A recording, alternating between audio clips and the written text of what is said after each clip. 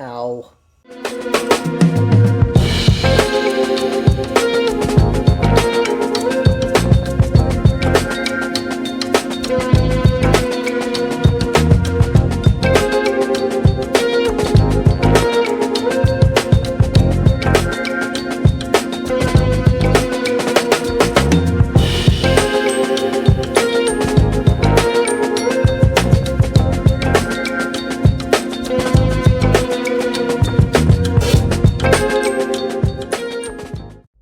Alright guys, for today's video, you just saw me pull the A-pillar trim off because today we are going to fix this broken, I guess it'd be a retaining slot for where the little Christmas tree trim holders kind of go in. And you saw me pull it out with like one of these trim tools here.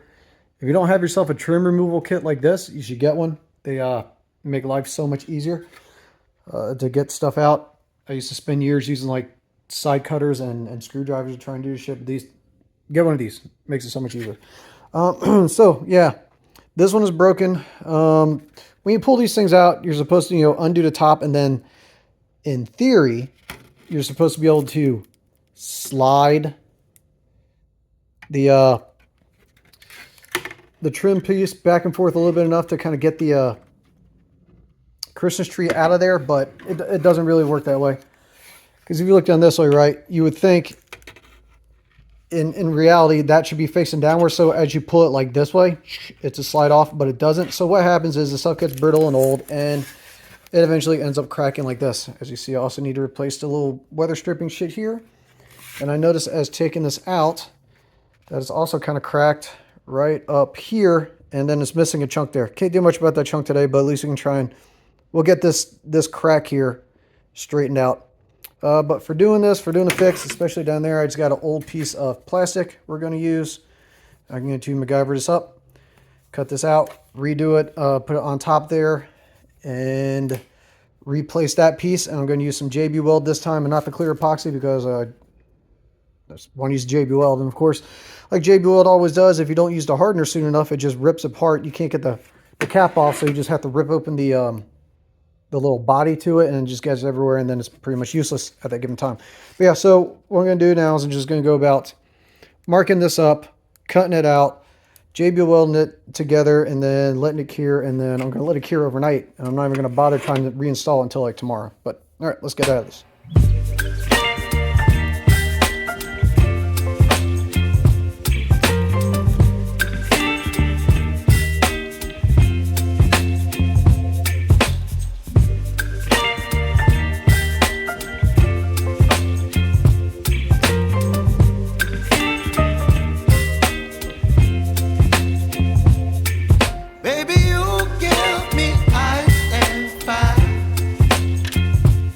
Giving me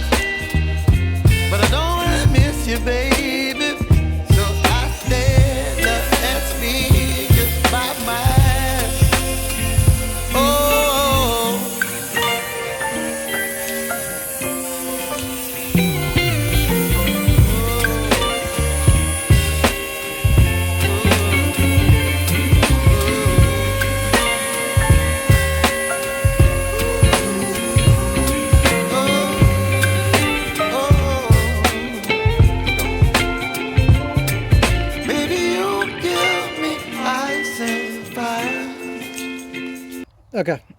The beauty about fixing things that are hidden is they don't have to be pretty. So you can just kind of do stuff like this really quick, just as long as it's the correct shape. And I want to make sure I get all these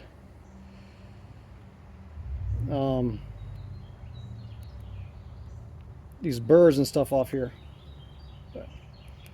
So there and there, correct shape, correct size. Way in the camera, can't see. Okay, there we go. Correct shape, correct size. And then we'll just mount it down. We'll coat the shit out of this with some JB Weld to hold it in place across all that. And I'll use some tape to kind of tape it down and hold it overnight. But man, this is dirty. I'll need to clean this up to make sure I can actually get the tape to stick. All right, hang on. Let's get the JB Weld.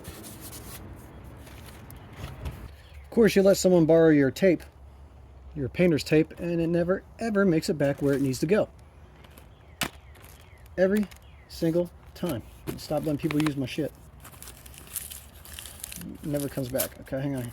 Let's get a good mixing spot. And here you can see is the shitty hardener.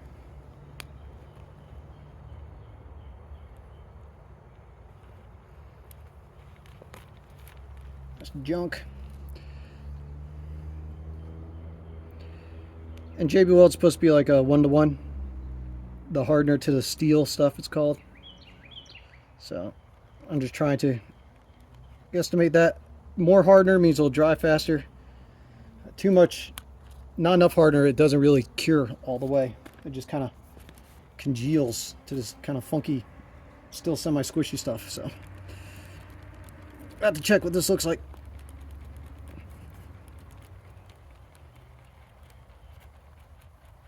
Yeah, it should be all right.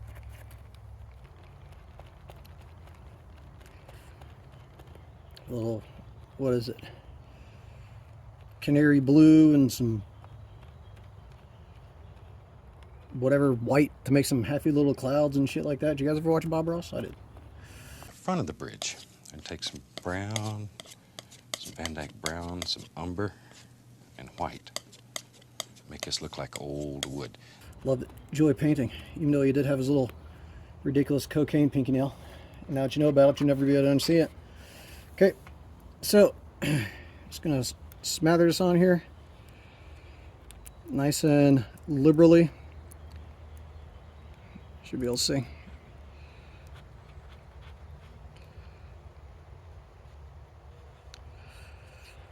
There'll be some squeeze out, but again, it's hidden and I'm not concerned. Okay.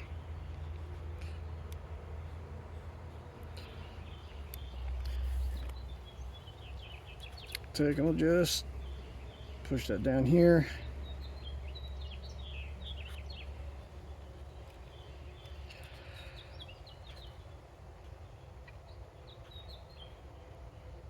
I don't even think I even need to tape this in place, honestly. But maybe I will take and kind of get this squeeze out of here.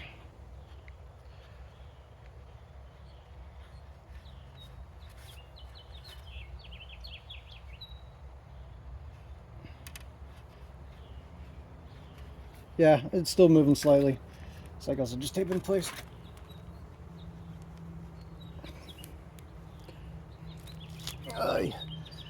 Trying to squat down into the shade so my phone doesn't overheat.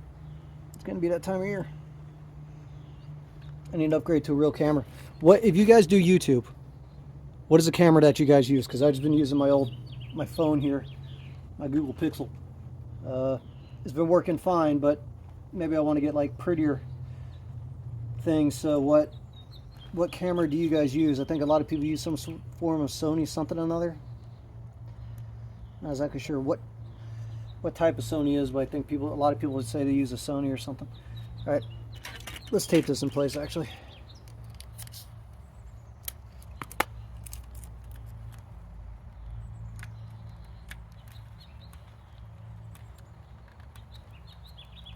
And painter's tape would have been a better option, but like I said, it was taken and not returned.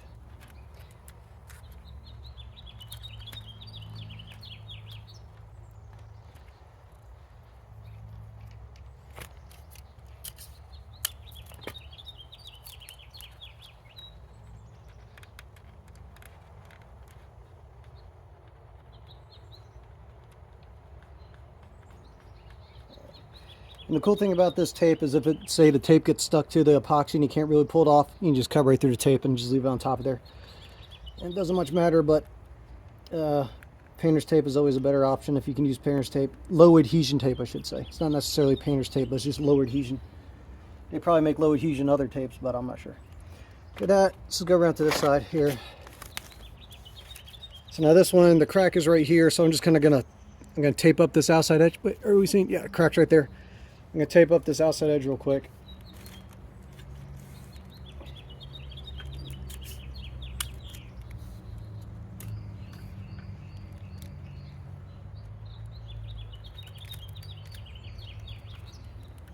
Just to hold this in place.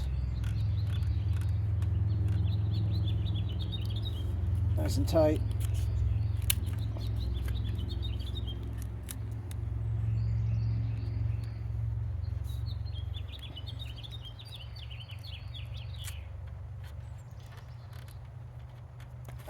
I'm just going to now go along here. You can't really see it, but here on the inside back side of the crack.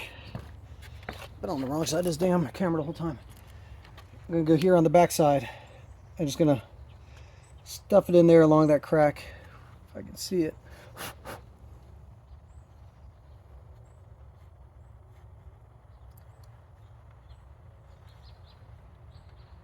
Get it to fuse back together. I don't want to go overkill on this because if you go too thick on it, you'll have to cut it off because this part does kind of sit right up to the little lock plates to hold in the T-tops, being that this is a T-top car. I wouldn't know the difference because I never put the T-tops in this thing, but you know.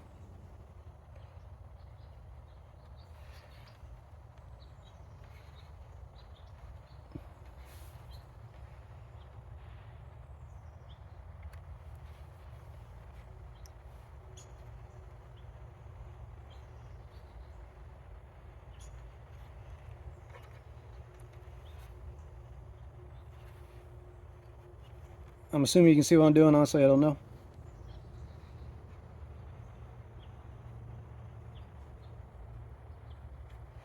Okay. Oh, got that on there. Can you see? Maybe you can see.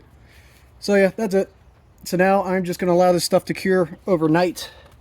24 hours, and I'm just going to pop this back in place. And all it is, you put the Christmas trees and both of these slide up in place and push it up into the little mounting tabs hole inside the A-pillar, and then put this one screw right there right back into the front side, and that holds in place. Now, there wasn't really an issue with this being broken because the dash pushes it and kind of holds into place, but you know, just to reduce any sort of potential vibrating, all stuff like that, might as well fix it. It's fast, it's quick, it's cheap, and it gives me a video idea. So yeah, all right guys, that's really all I got for today. Like I said, if you don't have a trim removal tool and you're working on any cars removing any sort of trim, you need to get yourself one. I got one, I guess. Oh, I got this thing where I can now link things directly in video, so you can click on a little, be like a little button or something that pops up if you see something that you want to buy. If not, you know, Amazon has it. Whatever, that's where I got mine. All right guys, that's all I got for you today. And a car come by. All right, like, comment, subscribe, and all that stuff, and I will see you next time. Later. It's not pretty, but it's there. It's more solid than a 4-hour erection. Oh yeah.